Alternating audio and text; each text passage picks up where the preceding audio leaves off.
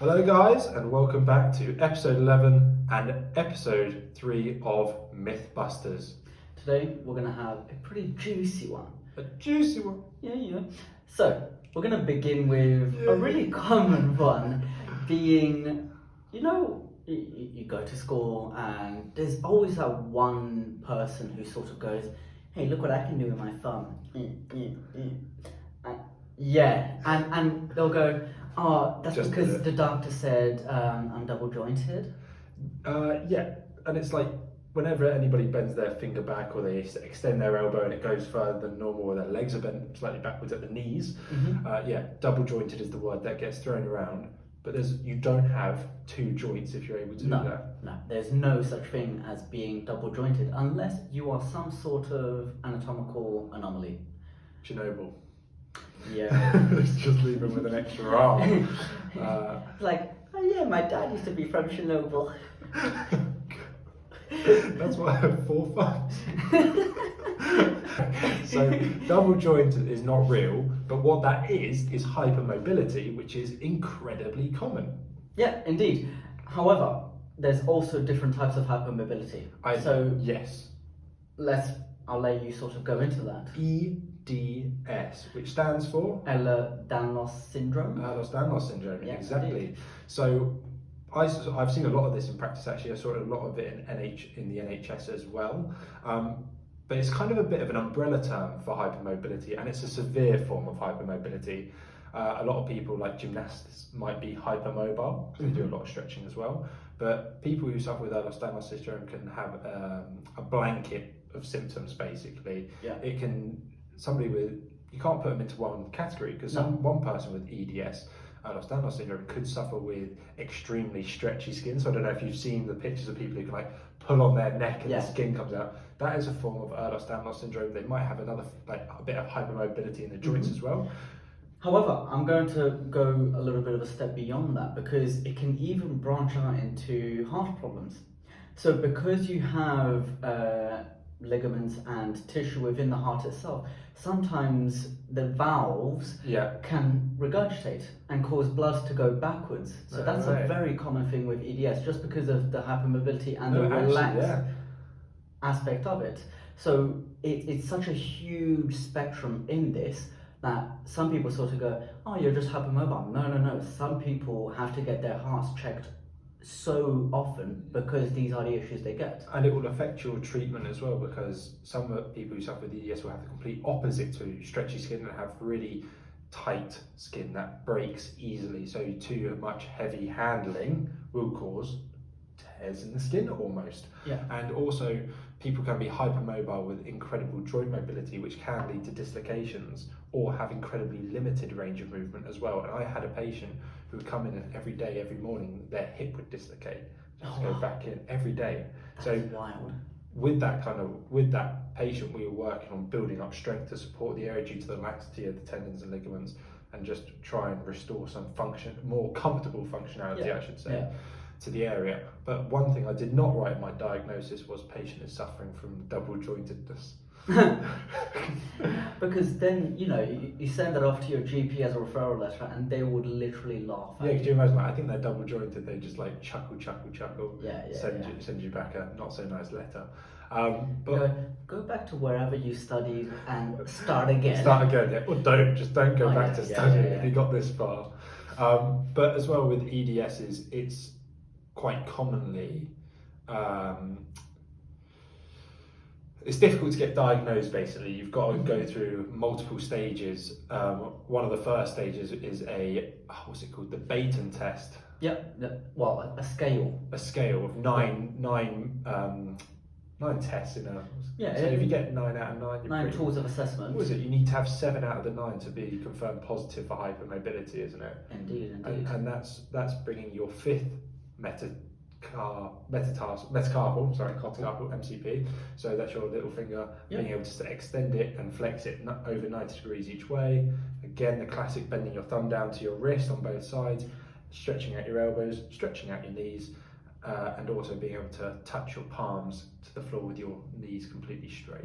Yeah, and those are just a couple of them. But then you're sort of looking also within the shoulders. So it's a range of things that we're really looking for in order for us to have a comprehensive understanding of whether you are within that umbrella bracket of EDS. Yeah. So it's not just a simple thing of, okay, now you've done the Baton scale, that's it, you've got some form of hypermobility. No, you have to actually send them off to a GP, see what's going on, because get the right referrals. Exactly. You never know the link between that hypermobility and what they're coming in with. So someone who says, I've got some pretty bad low back pain, and you're sort of thinking, oh, okay, and they have a little bit of pins and needles, numbness, that hypermobility could be a pre-existing factor that could cause you to get something called spondylolisthesis. Yes, which for the viewers who don't know what a spondylolisthesis is, it's essentially where the two vertebrae, one on top of another, the top one will shear forward or shear back, because it can occur in different segments of the the spine. And this being where slip disc comes from. Exactly. So such a huge scale and so many things that we have to try and consider in EDS that actually it's never so much black or white. There's a huge grey scale. And crucially important to the way that we approach it. I've had patients get diagnosed in their 30s and it's been life-changing because they once in our heads, it's a massive mental thing because it's so easy. I've seen it so many times this week with new patients. It's so easy to be anxious about pain when you don't know what's going on. That's why anxiety exists. That's why I suffer with anxiety from time to time, because I like to know what's causing what's going on, why is that happening. And when you don't know, it throws you out. But as soon as somebody goes, no, it's just muscular, they go, oh. It allows acceptance to occur sometimes, because what I've heard with patients is they sort of go, oh look, I've been injury prone for my whole life, and it's such a and it's a huge burden for some people. Whereas I think when you can sort of go, you know what, you have EDS and you have hypermobility, and we're going to try and sort that out for you. I think for them they can go, you know what, okay, I'm not just a freak of nature. There is an explanation behind this, and there's a way for me to solve it. I think that's fantastic. Oh, I love that part of our job, that face of relief. Okay, so you kind of dove into a little bit there, the kind of heart aspect with EDS, and that kind of leads me on to another myth that that you hear get tossed around quite a bit, which is, you know, if you're not having chest pains, you're not having a heart attack. That is 100% a myth, and I mean, why? Obviously, because this is Mythbusters, right? Mythbuster. So, whenever you look at the textbooks, textbooks are fantastic because, one, they give us a lot of knowledge. However, the huge negative behind it is there was a generalized study group, and that generalized study group tended to be white, Caucasian males. Okay. So, a large majority of the people that we used to find within textbooks were just average white males. That used to be within research. So when research developed about heart attacks, what we tended to find was that there was the chest pain with numbness going down the arm and pain and up the neck. However, the most pending doom. Exactly.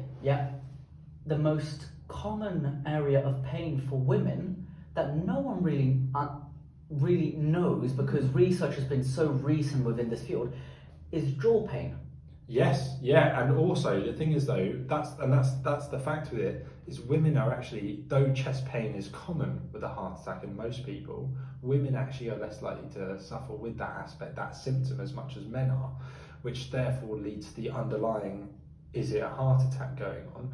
And in a lot of cases and in a lot of studies, it's proven that women wait it out, thinking it's either, because what you can also get is you can get the nausea, you get a chest burn, you can get reflux with it, you can get vomiting with it, you can get dizziness, and you can get all these symptoms that could go, maybe just having a migraine, or acid reflux. So Heartburn, that's the word, not chest burn, heartburn.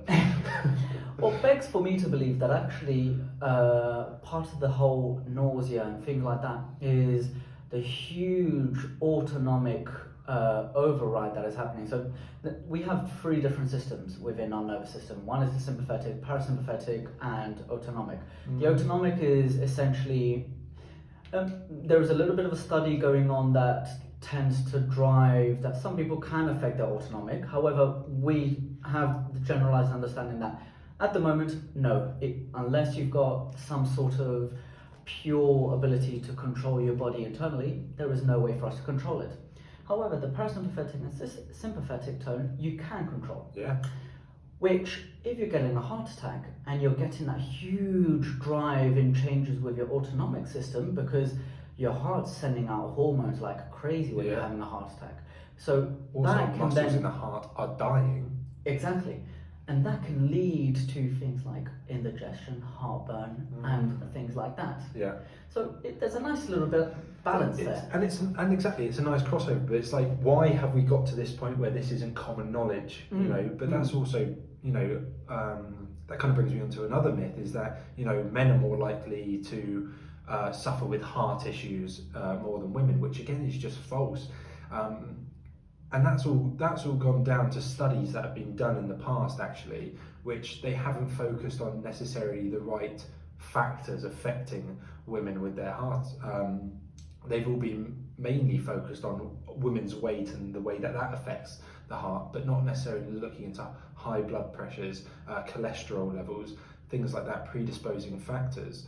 And a lot of women think that the most concerning things are maybe breast-related causes of death, such as breast cancer, because it is so common. But, you know, a study done recently, there was 400,000 deaths that occurred due to cardiovascular issues in women, and only 41,000 in breast cancer related issues, which is a big difference, similar to men. And also recent studies are starting to show that women are actually likely to have a worse post-heart attack suffering, such as potentially death, more than men. And again, this can come back to studies, because there's not enough research out there maybe looking into these right areas, which for me is actually which is heartbreaking. Yeah, indeed, which brings us on to the next one. I mean, it's pretty heartbreaking, but would you die from that heartbreak? So people say, oh, you actually can't die from a heartbreak. I love the way you kind of drop that in. George gave me the look to sort of say, this is the transition. I'm bridging this.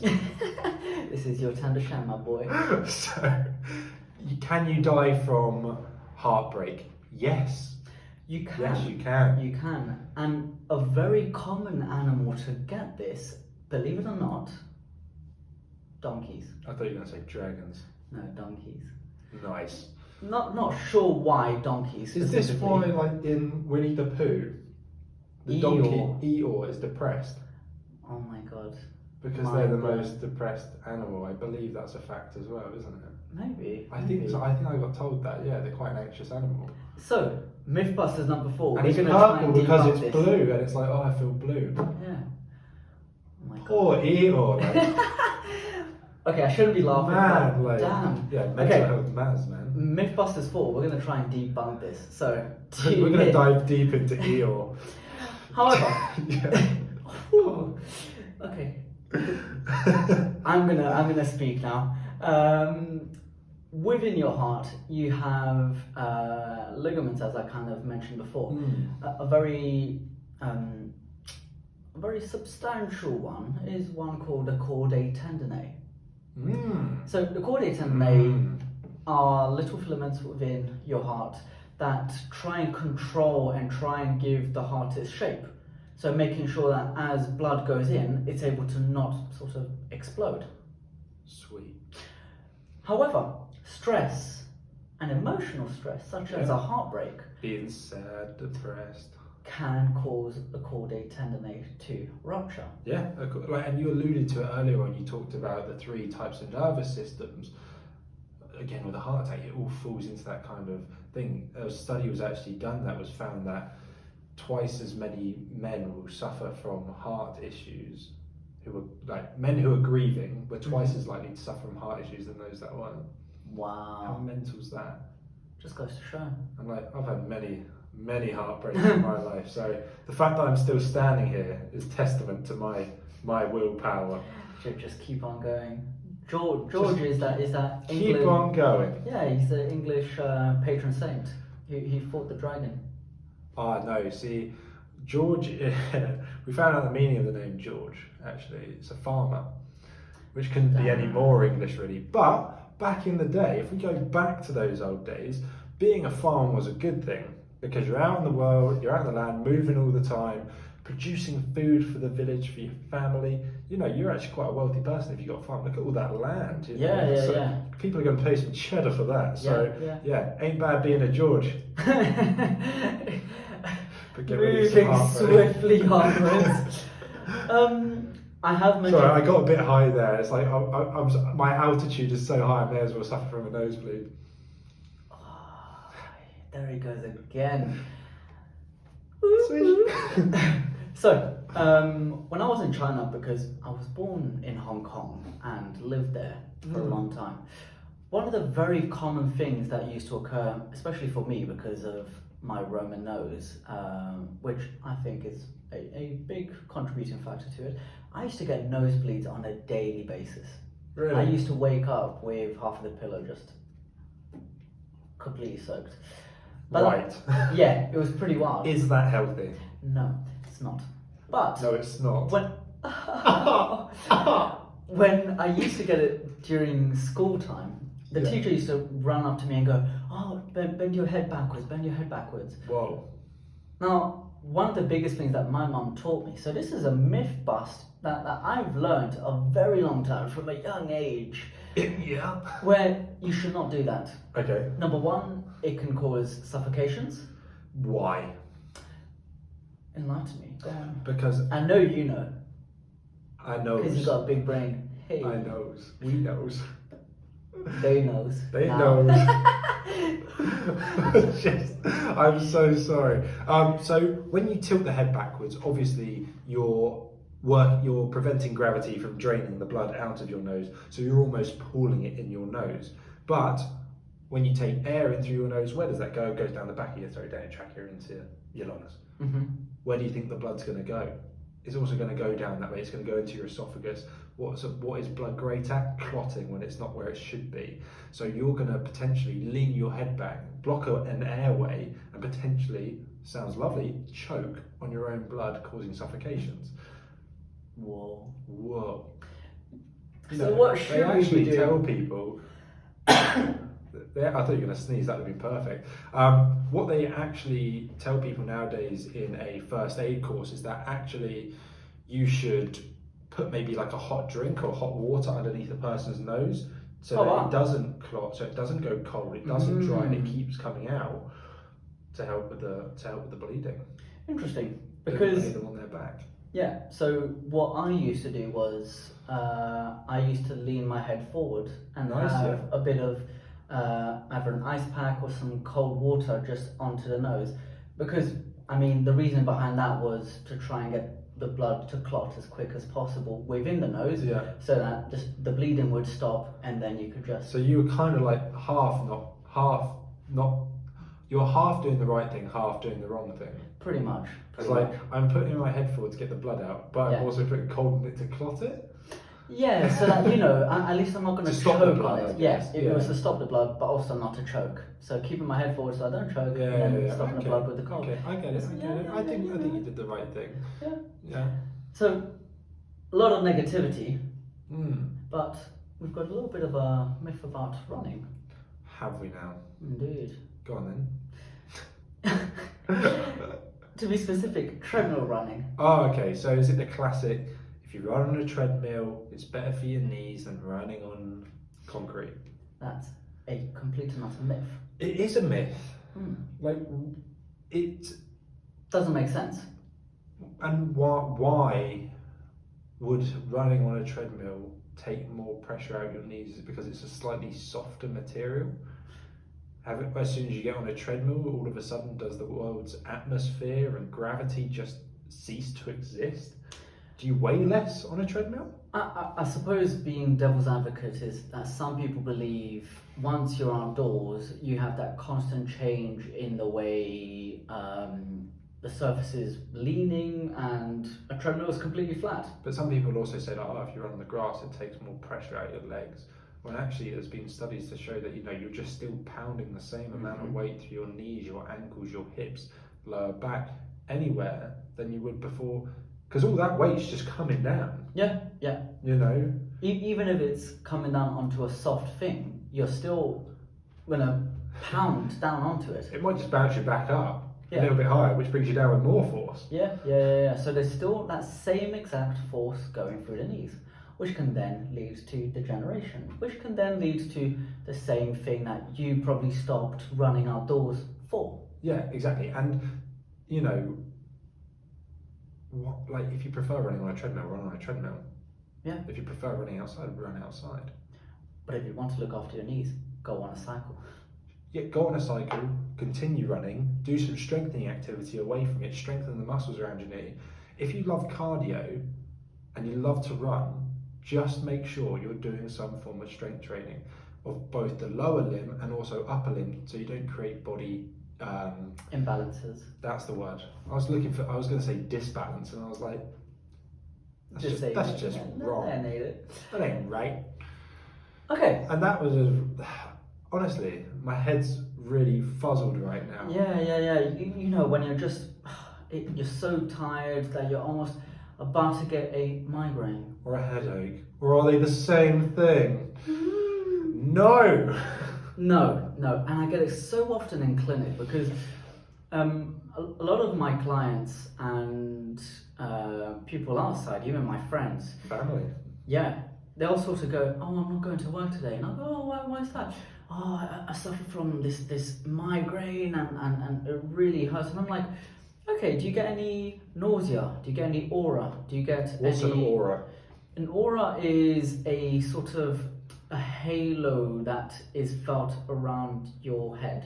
It's a sign of, it's a multitude of symptoms, isn't it, really? You can get hearing aura, that's an aura. Mm-hmm. Are you getting changes, tinnitus? Yep. Are you getting visual changes, double vision, blurriness, sparkling in your eyes? Mm-hmm. They're all types of auras. Are you getting pains down your arms? Are you getting numbness? Are you getting facial paralysis? Are you getting pins and needles? Stereogenesis. Yeah, you get like all these kind of symptoms flying around. And do you get pain when you look at light? Photophobia. Ooh. And then there's phonophobia, Which is? fear of hearing. Fear of hearing. Oh my god! I'm having a migraine! Noises. Fear of noises. Which just George talks. Oh my ears! That's not a migraine, that's just being in my company. Indeed. Okay, now he's going to die of a heart attack. Heartbreak.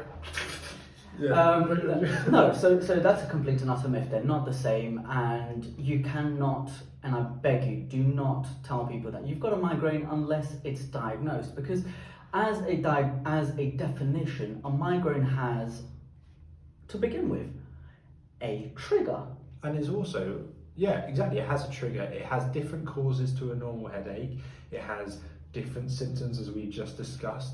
It also has different treatment methods as well. Some people may need medication, some people may need manual therapy, whereas a headache in itself can be caused by muscular strains, stress kind of things, and don't come with a multitude of different kind of symptoms, because it's not, unlike a migraine, it is not a complicated neurological disorder. Indeed. Affecting other parts of the body. And I mean, even with headaches, you can't just sort of tell people, oh, it's just a headache. Because there are so many causes for those headaches. So you've got cluster headaches, you've got cervicogenic. Yeah. Cervicogenic being from the neck, you've got tension headaches, you have stress headaches, you have... which may be referred to as tension type headaches. True. That's sorry. Yeah, indeed.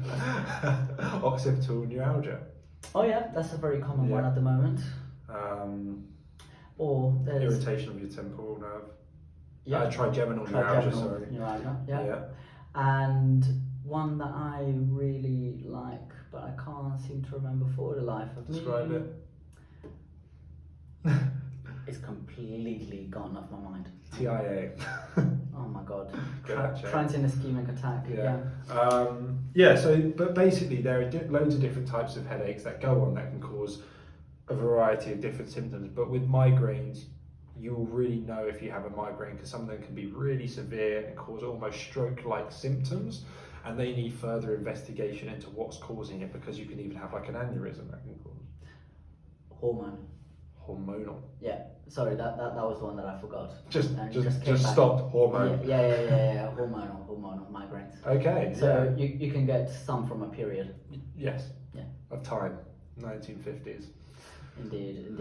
Just everyone at that time just had a migraine. Just oh God, not again. Everyone from the X-Men. Oh. Charles Xavier just walking around going. Just never had any superpowers. Just a bunch of people with headaches, just seeing things. There's no such thing as superpowers. They were just like, I'm just having a really bad headache. Does that guy have knives for hands? You know what? Today's been a very, very jolly little episode. Yeah, I mean, we didn't even get to talk about like if you smile or pull a funny face and the wind blows. Oh yeah. Why do people use that? Where did that story come from? You know what? I have zero and absolutely no clue. So please enlighten me. It's actually a story where a lot of people don't quite understand what is going on, where Nestle necessarily came from. Nestle, man, I'm just brain farting right now. No one really knows where it came from. Full stop. Second sentence. Some people believe it's from a book by Ruth Parks, written in the 1980s, which is called When the Wind Changed. Oh. And there's like a part of it where the wind changes and someone's face got stuck, pulling a funny face. And obviously parents would say that to their kids when they're younger, pulling funny faces. Oh my God, that brings me on to another one. Pulling funny faces and it'll get stuck. Doesn't true. We always stop believing that. Yeah. Sugar Yeah. does not cause your child to go crazy. Hyperactivity. Yeah. Yeah. I mean. Doesn't cause that. Interesting. They did a study. Wow. They did a study in America where they got 400 kids. Yeah. Split them up. Yeah. Told both parents, here's some Kool-Aid, which is an incredibly sugary drink over in America. Like, redundant. It's like just pure sugar, bro. It's like sugar cane. Yeah. Like straight from the plant. Like 80% just like sugar. Yeah. And they basically gave a sugar-free alternative that had filled with sweetness, so it tasted the same. And it was actually, they got the same results from both children, because what they believe it is it's a mindset for the parents that my kids had sugar, they're more hyperactive, they're more crazy, when actually kids are just crazy, full of energy. Like, I have 2 nephews and 2 nieces, ages 1.5 up to 5 now. Yeah. Love them to bits, yeah. But my gosh, they make me feel old. Yeah. You know, they have. I never remember having that much energy. Like, if somebody can figure out how to create a child's energy and put it in a pill, I tell you what, money maker. But I don't think anybody would get anything done in a day either, because you'd just be too busy. Like, true. It's what I call ADHD. And I got 80 of them. You know what? The doctor said I had HD, and I've got 80 of them. And it's like about sort of pulling a face and then getting stuck. You know, I was told in school that occurred to me, and I just said, "Oh no, I was born with this face." I used to get told Halloween was over, I could take my mask off. You know what, ladies and gentlemen, with that self-bullying right there, self-deprecating humour, absolutely we're just gonna have heart attacks now because I'm like, the stress of being young and old.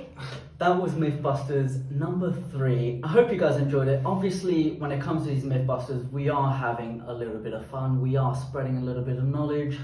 We just hope you guys enjoy it. Exactly. Oh! How did we just do? Damn it! So close. Anyway, guys, If you like this, please follow, please subscribe wherever you're listening to. Please share it with other people that you think would like to listen to it. We really appreciate all the support that you guys are showing us. We're having an absolute blast doing this. And also, what topics do you want us to talk about as well? Who would you want to see on the podcast as well? Share it on our Twitter, Instagram, YouTube, whatever it is. Comment down. We will look at those comments. So whatever you want to see, just throw it at us. We're always happy to look for content. Feel free to drop us even a message on our Instagrams as well, gbarrett.ost and GabriGFit. And we again really appreciate the support and hope you guys have a fantastic rest of your week and enjoy the weekend. Ciao for now. Ciao for now.